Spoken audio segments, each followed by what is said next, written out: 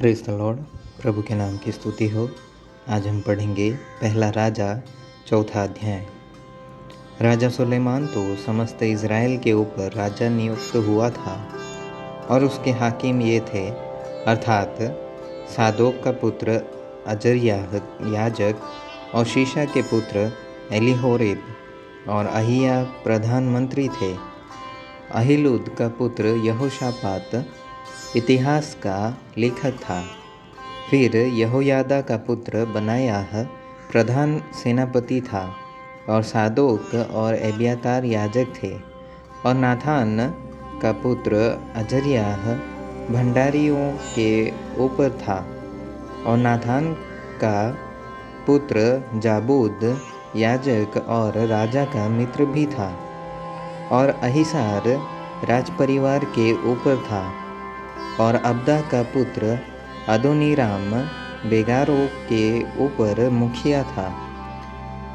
और सुलेमान के 12 भंडारी थे जो समस्त इज़राइलियों के अधिकारी होकर राजा और उसके घराने के लिए भोजन का प्रबंध करते थे।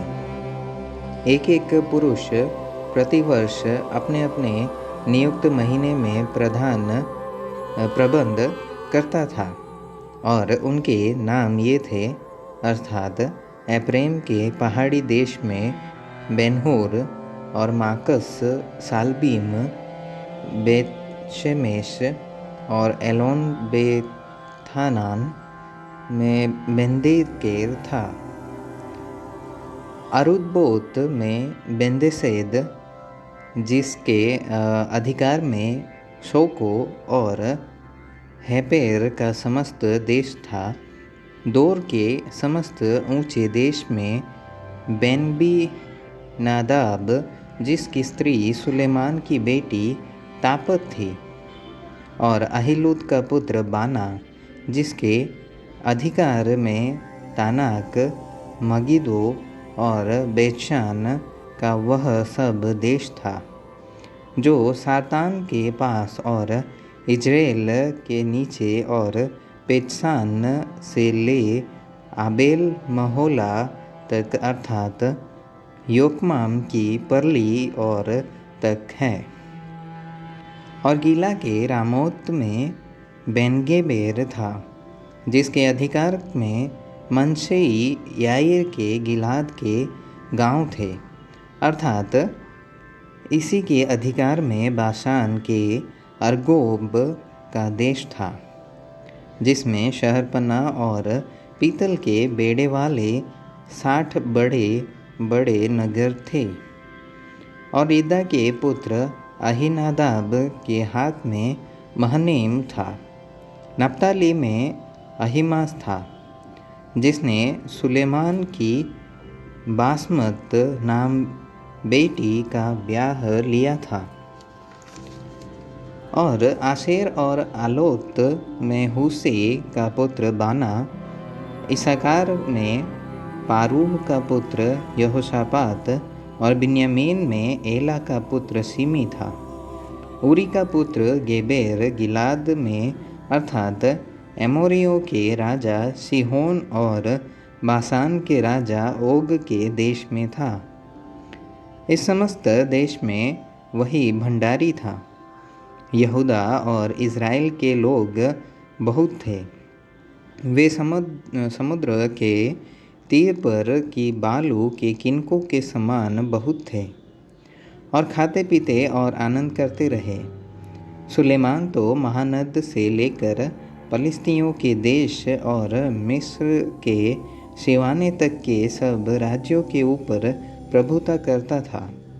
और उनके लोग सुलेमान के जीवन भर भेंट लाते और उसके अधीन रहते थे। और सुलेमान की एक दिन की रसोई में इतना उठता था, अर्थात 30 कोर मैदा, 60 कोर आटा, 10 तैयार किए हुए बैल और चराइयों में से 20 बैल और 100 भेड़ बकरी, और इनको छोड़ हरिण, चिक्कारे, यखमोर और तैयार किए हुए पक्षी, क्योंकि महानद के इस पार के समस्त देश पर अर्थात तिप्सह से लेकर अज्जा तक जितने राजा थे उन सबों पर सुलेमान प्रभुता करता और अपने चारों ओर के सब रहने वालों से मेल रखता था। और दान से बेरशेबा तक के सब यहूदी और इजराइली अपनी अपनी दाखलता और अंजीर के वृक्ष तले सुलेमान के जीवन भर निडर रहते थे। फिर उसके रथ के घोड़ों के लिए सुलेमान के 40,000 थान थे और उसके 12,000 सवार थे। और वे भंडारी अपने अपने महीने में राजा सुलेमान के लिए और जितने उसकी मेज पर आते थे उन सबों के लिए भोजन का प्रबंध करते थे। किसी वस्तु की घटी होने नहीं पाती थी और घोड़ों और वेग चलने वाले घोड़ों के लिए जौ और पुआल जहाँ प्रयोजन पड़ता था वहाँ आज्ञा के अनुसार एक एक जन पहुँचाया करता था। और परमेश्वर ने सुलेमान को बुद्धि दी और उसकी समझ बहुत ही बढ़ाई और उसके हृदय में समुद्र तट की बालू के किनकों के तुल्य अनगिनत गुण दिए। और सुलेमान की बुद्धि पूर्व देश के सब निवासियों और मिस्रियों की सी बुद्धि से बढ़कर बुद्धि थी। वह तो और सब मनुष्यों से वरन एतान, एज्रेही और हेमान और माहौल के पुत्र कलकोल और दर्दा से भी अधिक बुद्धिमान था। और उसकी कीर्ति चारों ओर की सब जातियों में फैल गई। उसने 3,000 नीति वचन कहे और उसके 1,005 गीत भी हैं। फिर उसने लबानोन के देवदारों से लेकर भीत में से उगते हुए जूफा तक के सब पेड़ों की चर्चा और पशुओं, पक्षियों और रेंगने वाले जंतुओं और मछलियों की चर्चा की। और देश देश के लोग पृथ्वी के सब राजाओं की ओर से जिन्होंने सुलेमान की बुद्धि की कीर्ति सुनी थी उसकी बुद्धि की बातें सुनने को आया करते थे।